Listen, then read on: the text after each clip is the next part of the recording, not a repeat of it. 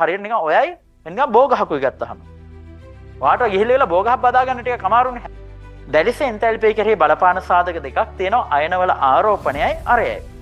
අයනවල ආරෝපණය වැඩි වෙනකොට දැලිස එන්තැල්පිය වැඩි වෙනවා. හරිනේ කතාව. හරිද? දැලිස සෑදෙන අයන දෙකක් තියෙනවා. මෙන්න එක අයනයක් තියෙනවා මෙන්න තවත් අයනයක් තියෙනවා. මේ දෙන්නගේ ආරෝපණය විශාල නම් මේ දෙන්න අතර බැඳීම වැඩි. එහෙනම් මේ දැලිස කඩන්න වැඩි ශක්තියක් දෙන්න වෙනවා. ආරෝපණය වැඩි නම් දැලිස ශක්තිමත් වැඩි. ඒ කියන්නේ දැලිස එන්තැල්පිය වැඩි. ආරෝපණය වැඩි නම් දැලිස ශක්තිමත් වැඩි. ඒ කියන්නේ දැලිස එන්තැල්පිය වැඩි. ඒක අනිත් පැත්ත තමයි අරය. අරය කුඩා නම් තමයි දැලිස එන්තැල්පිය වැඩි. ඒකත් හරිනේ කතාව. අරය කුඩා වෙනකොට නේද මේ අයන අතර බැඳීම වැඩි වෙන්නේ.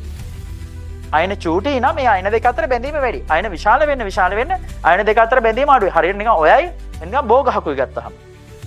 වාට ගිහිල්ලා බෝගහක් බදා ගන්න ටික කමාරුනේ. හැබැයි වාට පොක් ගහක් දුන්නොත් එහෙම හොඳට බදා ගන්න පුළුවන්. ඒ වගේ තමයි අරේ චූටි නම් හරිද? අරේ චූටි නම් හරිද?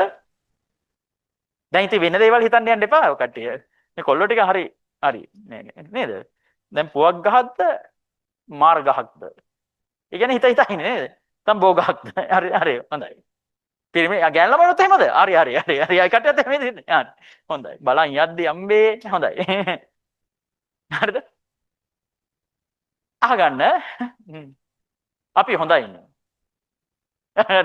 රයිට්.